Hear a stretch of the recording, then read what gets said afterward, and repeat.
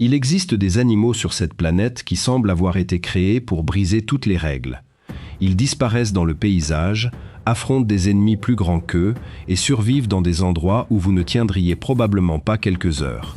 Oubliez tout ce que vous pensez savoir sur les montagnes les plus extrêmes de la Terre, car il existe un monde caché où chaque pas peut devenir une lutte pour la survie. Entre les rochers gelés et les altitudes impossibles, vivent des animaux capables de transformer le silence et la force en véritables armes. Aujourd'hui, vous allez découvrir les 8 animaux les plus impressionnants de l'Himalaya, des créatures qui dominent l'un des environnements les plus extrêmes de la planète.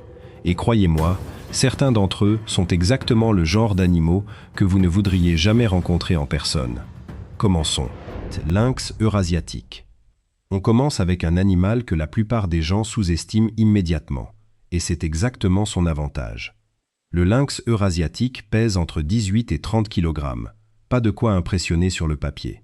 Mais ce félin est construit avec une précision d'ingénierie que peu de prédateurs de cette taille peuvent revendiquer.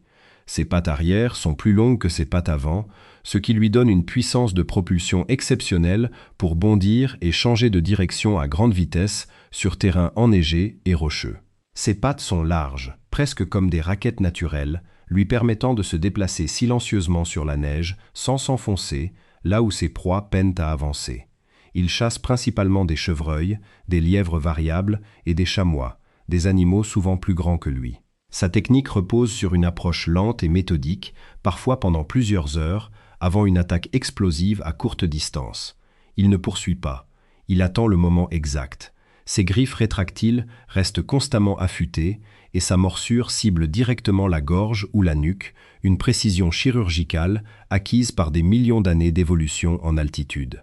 Ce qui le rend dangereux, ce n'est pas sa force brute, c'est son invisibilité. Dans l'Himalaya, vous ne verrez jamais un lynx avant qu'il ne l'ait décidé lui-même. Numéro 7.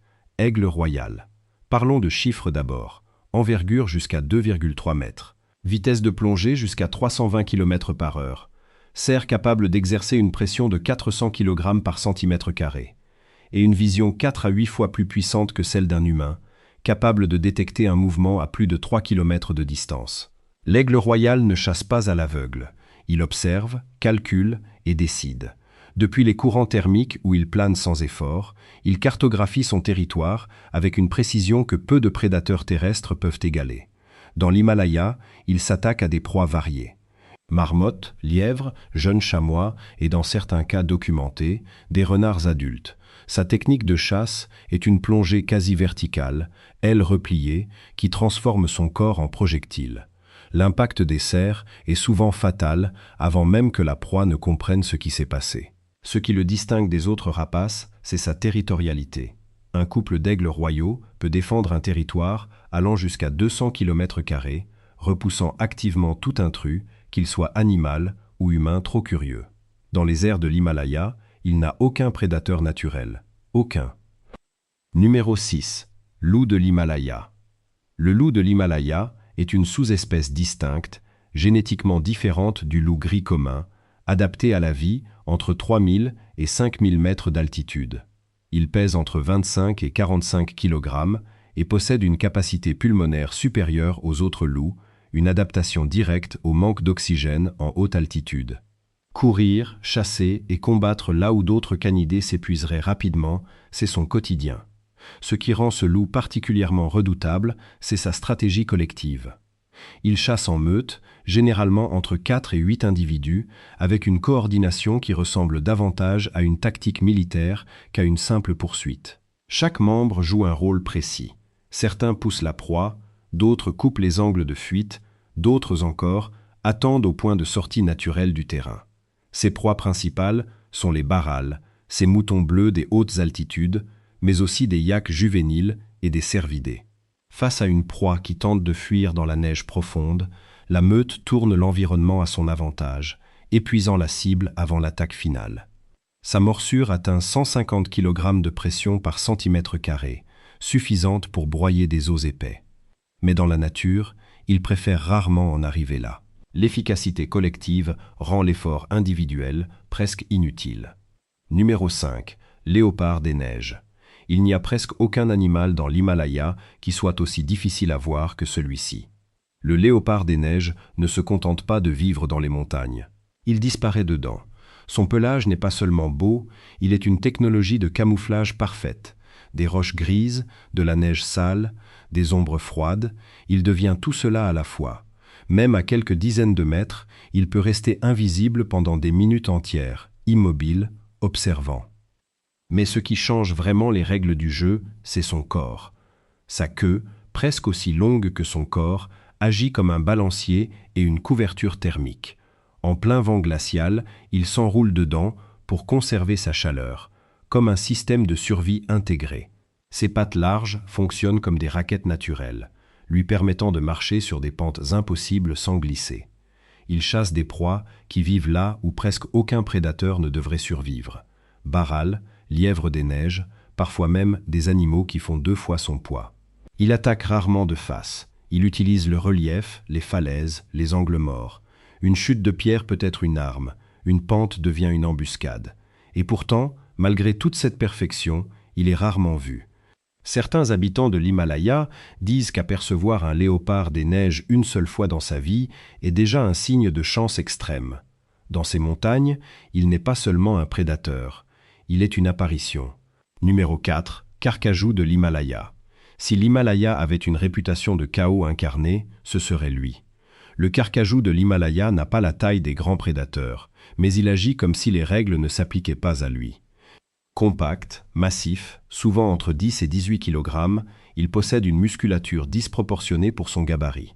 C'est un animal construit pour une seule idée, avancer, quoi qu'il arrive. Il n'a pas la patience du léopard, ni la stratégie du loup. Il a autre chose, une agressivité brute combinée à une résistance presque absurde. Il peut s'attaquer à des proies beaucoup plus grandes que lui, surtout lorsqu'elles sont affaiblies par le froid ou la blessure. Mais son vrai rôle dans l'écosystème n'est pas seulement celui d'un chasseur. C'est aussi un récupérateur, capable de chasser d'autres prédateurs de leur proie, même des ours ou des loups. Ses mâchoires sont parmi les plus puissantes proportionnellement à sa taille dans le monde des mammifères, capable de broyer os et cartilage gelé, même dans des conditions extrêmes. Et surtout, il n'abandonne jamais une ressource une fois qu'il l'a identifiée.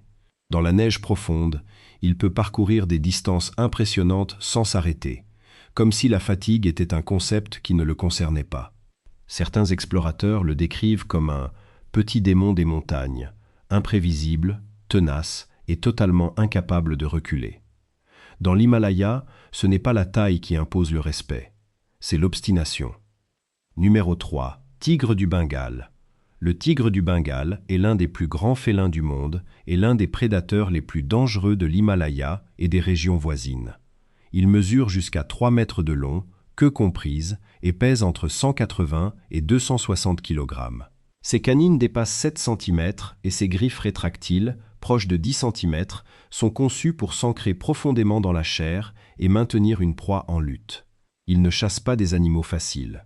Dans son environnement, il cible des cerfs, des sangliers, des gaures et parfois de jeunes buffles, des proies lourdes, rapides et capables de se défendre violemment. Sa chasse repose sur une approche silencieuse et une embuscade à très courte distance. Il réduit l'écart sans être détecté, puis déclenche une attaque explosive. En un instant, ses pattes avant déséquilibrent la proie et la morsure vise immédiatement la gorge ou la nuque, zone critique où la lutte s'arrête presque toujours rapidement. Malgré sa masse, il est capable de mouvements extrêmement rapides sur courte distance, suffisant pour neutraliser une cible avant toute réaction efficace. Il peut aussi traverser des rivières et évoluer entre forêts et zones montagneuses pour suivre ses proies.